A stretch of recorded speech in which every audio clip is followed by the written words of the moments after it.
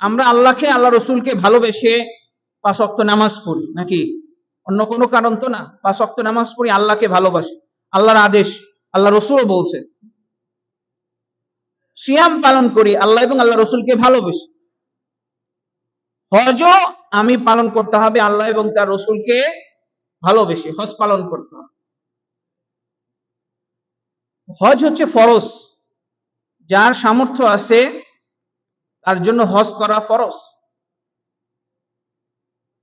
আল্লাহ তাআলা কুরআনুল কারীমে বলছেন, ওয়ালিল্লাহি আলান নাসি হিজ্জুল বাইতি মান ইসতাতা ইলাইহি সাবিলা ওয়া মান কাফারা ফাইন্নাল্লাহা গানিয়্যুন আনিল আলামিন। মানুষের উচিত একনিষ্ঠভাবে আল্লাহ তাআলার জন্য হজ করা। ওয়ালিল্লাহি আলান নাস, লিল্লাহ মানে আল্লাহর জন্য, একনিষ্ঠভাবে আপনি হজ করতে হবে। হিজ্জুল বাইতি মানে ইচ্ছা পোষণ করা যে আমি হজ করব, যার সামর্থ্য আছে। মান ইসতাতা ইলাইহি সাবিলা, শারীরিক সামর্থ্য থাকতে হবে, আর্থিক সামর্থ্য থাকতে হবে। আপনার শারীরিকভাবে আপনার সামর্থ্য আছে কিন্তু আর্থিক নাই, আপনার হজ ফরজ না। আপনার আর্থিক সামর্থ্য আছে কিন্তু আপনার শারীরিক সামর্থ্য নাই, আপনার উপরে হজ ফরজ না, দুটোই থাকতে হবে। ওমান কাফারা, আর যে ব্যক্তি বিমুখ হইল হজের ক্ষেত্রে, হজের বিধানের ক্ষেত্রে, তাকে আছে হজ করে না, সামর্থ্য আছে হজ করে না, তাই না? যে ফাইন্নাল্লাহা, নিশ্চয়ই আল্লাহ তাআলা গানিয়্যুন, অমুখাপেক্ষী, আনিল আলামিন, এই বিশ্ব জগৎ, মানে এই বিশ্ব জগৎ আল্লাহর কাছে মুহতাজ। আল্লাহ এই বিশ্ব জগতের কোনো প্রয়োজন নেই। আল্লাহ আমাদের উপর রহম করছেন, দয়া করছেন, আমাদেরকে সৃষ্টি করেছেন, এটাই আমাদেরকে স্বীকার করে। আল্লাহ রাসূল সাল্লাল্লাহু আলাইহি ওয়াসাল্লাম বলেন, আইয়ুহান নাস, ওহে লোক সকল, ক্বাদ ফারাদাল্লাহু আলাইকুম হাজ্জা, তোমাদের উপর আল্লাহ তাআলা হজ ফরজ করেছেন। ফাহুজ্জু, তোমরা হজ করো। তাহলে আমাদেরকে কি করতে হবে? মানে হজটা ফরজ, হজটা করতে হবে। হজ করার জন্য গুরুত্বপূর্ণ বিষয় হচ্ছে আপনার নিয়তকে খালেস করা, যে আমি কেন হজ করব, একনিষ্ঠভাবে আল্লাহর জন্য হজ করা। আল্লাহ রাসূল সাল্লাল্লাহু আলাইহি ওয়াসাল্লাম বলেছেন, ইন্নামাল আমালু বিন্নিয়াত, প্রত্যেক কর্মের প্রতিদান দেওয়া হবে তার নিয়তের উপর নির্ভর করে। আপনার অন্তরের কি অবস্থা, অন্তরে কি চায়, এটার উপর নির্ভর করে আপনার সওয়াব দেওয়া হবে। আপনি জুমার নামাজ কেন পড়তে আসছেন? আল্লাহকে সন্তুষ্ট করার জন্য না মানুষকে দেখানোর জন্য? যদি আল্লাহ সন্তুষ্টের জন্য আসে সওয়াব পাবেন, আর যদি মানুষকে দেখানোর জন্য, তাই না, অন্যরা আসের জন্য আসছেন, তাহলে কোনো সওয়াব পাবেন। এভাবে আপনার জীবনের সমস্ত কর্মগুলা যদি আপনি নিয়তকে ভালো রাখেন, সওয়াব পাবেন। আপনার সাংসারিক জীবনে আপনার নিয়ত যদি ভালো থাকে, আপনি প্রত্যেকটা পয়সায় পয়সায় সওয়াব পাবেন। আপনার ছেলের জন্য ব্যয় করেন, স্ত্রীর জন্য ব্যয় করেন, বাবা মার জন্য ব্যয় করেন, নিজের জন্য ব্যয় করেন, তো নিয়ত যদি ভালো থাকে সব কিছু কিয়ামতের ময়দানে এটা সব পাবেন। আর যদি নিয়ত যদি ভালো না থাকে তাহলে সব পাবেন না। এর জন্য হজ করার জন্য সর্বপ্রথম হচ্ছে নিয়তকে বিশুদ্ধ করা, ইখলাসুন নিয়্যা, এটা খুবই জরুরি।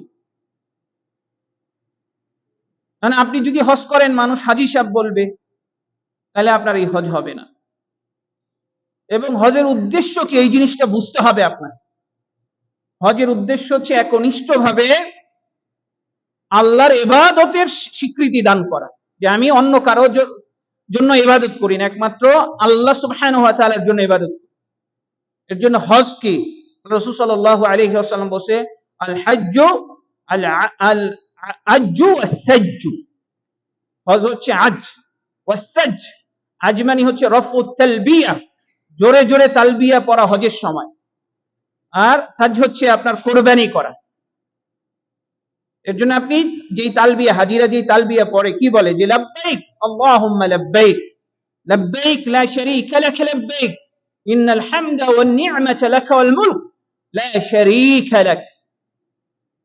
যে লাব্বাইক আল্লাহুম্মা লাব্বাইক, হে আল্লাহ আমি উপস্থিত, লাব্বাইক লা শারীকা লাক লাব্বাইক, আল্লাহ আমি উপস্থিত, আপনার সাথে কোনো শরীক নেই, আপনার সাথে কোনো শিরক করা যাবে না। ইন্নাল হামদা ওয়ান নি'মাতা লাকা ওয়াল মুলক, নিশ্চয়ই সমস্ত প্রশংসা, ইন্নাল হামদা ওয়ান নি'মাতা, এবং সমস্ত নিয়ামত, ইন্নাল হামদা ওয়ান নি'মাতা লাকা ওয়াল মুলক, এবং এই পৃথিবীর রাজত্ব একমাত্র আপনারই, অন্য কারো না। তাহলে হজের মূল বিষয় হচ্ছে আপনি তাওহীদকে নিজের জীবনে ধারণ করা। আপনার যদি হজ কবুল হয়ে যায়, হজ্জে মাবরুর, আল্লাহ রাসূল সাল্লাল্লাহু আলাইহি ওয়াসাল্লাম বলছে, আল হজ্জুল মাবরুর লাইসা লাহুল জাযাউ ইল্লাল জান্নাহ।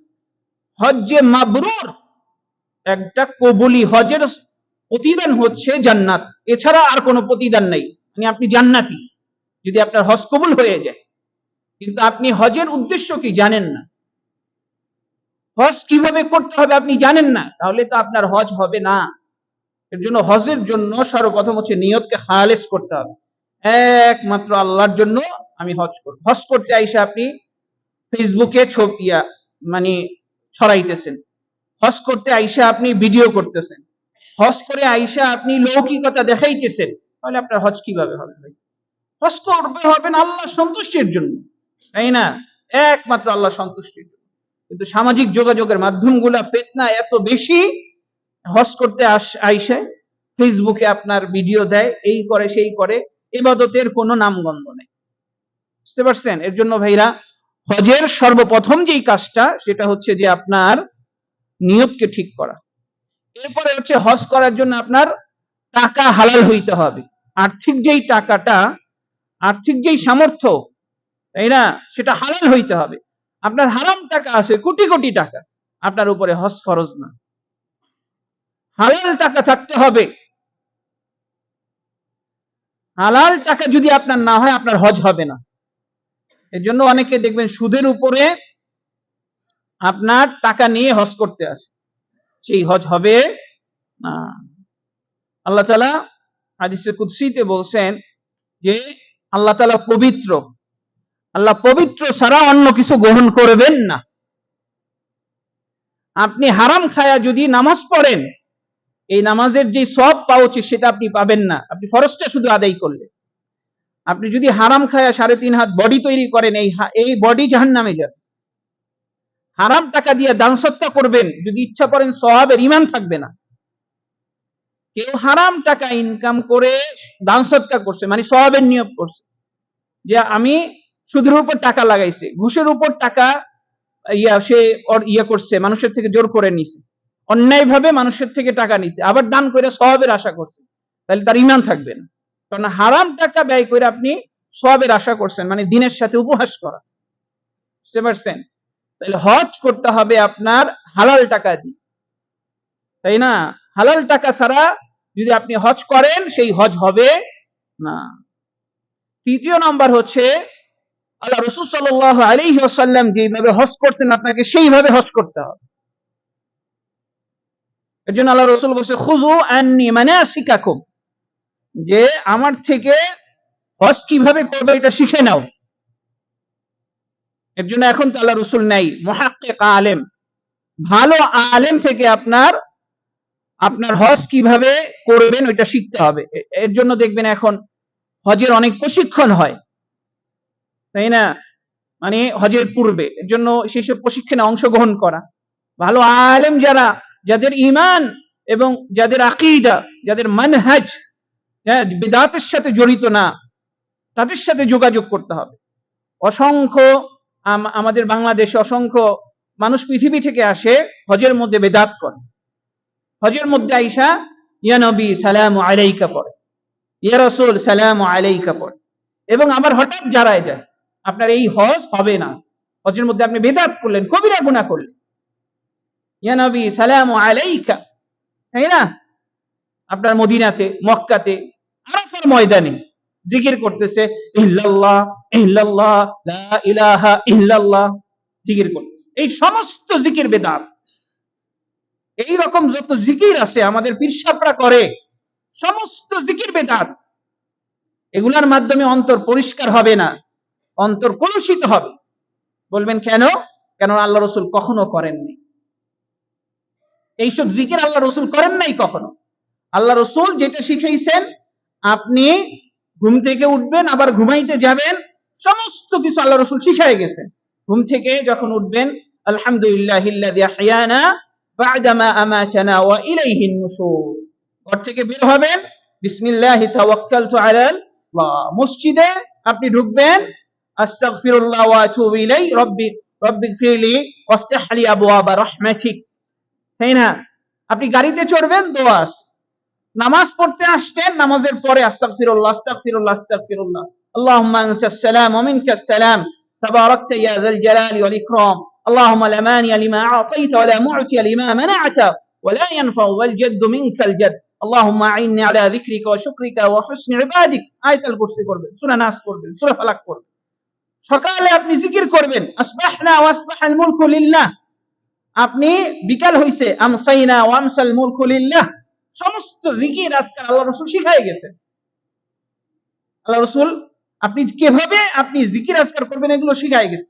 কিন্তু আল্লাহ রসুল সাহাবায়ে কেরামদেরকে কখনোই এইরকম জিকির শিখান নাই। সম্মিলিত ভাবে সবাই বলবেন লা ইলাহা ইল্লাল্লাহ, অথবা বলবেন ইল্লাল্লাহ ইল্লাল্লাহ, তাই না? নফি ইসবাতের জিকির এইরকম, তাই না? আমাদের অনেকেই করে, এগুলো বেদাত, জঘন্য কবিরা গুনাহ। আপনার এইটার উপরে যদি আপনি মারা যান, আর যদি শিরক অবস্থায় মারা যান, এভাবে জাহান্নামে যেতে হবে। এর জন্য আপনি ইবাদত কিভাবে করবেন, আল্লাহ রসুল যেভাবে করছে সেভাবে করতে হবে, অন্যভাবে করলে হবে না। আপনি হজে আইসা বেদাত করতেছেন, তাহলে হবে না। আপনি মনে করতেছেন হজে আইসা আল্লাহ রসুল আপনার গায়েব জানেন, মনে করতেছেন আল্লাহ রসুল গায়েব জানেন, তাহলে আপনার হজ কখনোই হবে না, কারণ আপনার ইমানই ঠিক নাই। আল্লাহ রসুল কখনোই গায়েব জানেন না। আপনি বলেন আল্লাহ রসুল মরেন নাই, জীবিত, অথচ কোরআনে বলতেছে যে যদি আল্লাহ রসুল মারা যায় অথবা শহীদ হয়, তোমরা কি দিন থেকে চলে যাবা? আল্লাহ রসুল মারা গেছে, আল্লাহ রসুল এই দুনিয়ার ব্যাপারে কোনো ক্ষমতা নাই। আল্লাহ রসুল কিছু করতে পারবেন না, আল্লাহ রসুল আপনার ভালো মন্দ করতে পারবেন না। কোরআনে আসছে যে আল্লাহ তাআলা বলছেন, যে আল্লাহ রসুল বলতেছেন, আমি যদি কারো ভালো মন্দ করতে পারতাম, আমি যদি কারো ভালো মন্দ করতে পারতাম, লা আস্তাকসারতু মিনাল খাইর, আমি নিজের জন্য ভালোগুলো নিয়ে নিতাম। ওমা মাসসানিয়াস সু, আমাকে কখনো অকল্যাণ স্পর্শ করতো না। আল্লাহ রসুল কারো ভালো মন্দ করতে পারেন না। আপনি হজ করতে আসছেন, উমরা করতে আসছেন, মনে করেন আল্লাহ রসুল আপনার গায়েব জানে, আল্লাহ রসুল মরেননি, তাই না? আল্লাহ কোরআনে বলছে ইন্নাকা মাইয়িতুন, নিশ্চয়ই আপনি মৃত্যুশীল, মৃত্যুবরণ করবেন। আল্লাহ কোরআনে বলতেছেন আল্লাহ রসুল, ওয়া ইন্নাকা মাইয়িতুন, নিশ্চয় আপনি মারা যাবেন। কেন আপনি মনে করতেছেন আল্লাহ রসুল মারা যান নাই, আল্লাহ রসুল জীবিত, আল্লাহ রসুল আপনার কথা শুনবেন। কিন্তু আপনি যখন দুরূদ পড়েন শুক্রবার সব সময়, আল্লাহুম্মা সাল্লি আলা মুহাম্মদ ওয়া আলা আলি মুহাম্মদ কামা সাল্লাইতা আলা ইব্রাহিম ওয়া আলা আলি ইব্রাহিম ইন্নাকা হামিদুম মাজিদ সাল্লাল্লাহু আলাইহি ওয়াসাল্লাম, এরকম দুরূদগুলা ফেরেশতারা পাঠিয়ে দেন। কিভাবে পাঠান আমি জানি না, এটা আমাদের বাহিরে, আমাদের বুঝার বাহিরে, আপনি বুঝতে পারবেন না, এগুলো আপনার জ্ঞানের বাহিরে। আল্লাহ তাআলা বলেন ওমা উতিতুম মিনাল ইলমি ইল্লা কালিলা, তোমাদেরকে সামান্য পরিমাণ আমি জ্ঞান দিয়েছি। এই সামান্য পরিমাণ জ্ঞান দিয়া সব বুঝতে পারবা না। আল্লাহ তাআলা আপনার জিবরাইল আলাইহিস সালাতু ওয়াস সালামকে আপনার সৃষ্টি করেছেন, তার 600 ডানা আছে। সিত্তাতু মিয়াতু জানাহ, 600 ডানা আছে।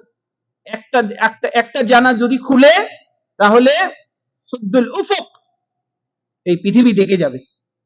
একটা ডানা যদি খুলে পৃথিবী ঢেকে যাবে, এরকম 600 ডানা আছে জিবরাইল আলাইহিস সালাতু ওয়াস সালামের, 600 ডানা। তা আপনি কিভাবে এটা ধারণা করবেন? আপনার তো জ্ঞান সীমিত। আপনি আল্লাহকে দেখেন নাই, কিন্তু আল্লাহর সৃষ্টি দেখছেন। এর জন্য জ্ঞান, আপনার ঈমান রাখতে হবে। আল্লাহ বলছে আল্লাযীনা ইউমিনুনা বিল গায়ব, যারা গায়বে বিশ্বাস করে। ফেরেশতাদেরকে আপনি দেখেন নাই, আপনি দেখি নাই, আমরা জিনকে দেখি নাই, এগুলো ঈমান। কোরআনে আসছে ফেরেশতাদের কথা, আপনার জিনদের কথা, তাই না?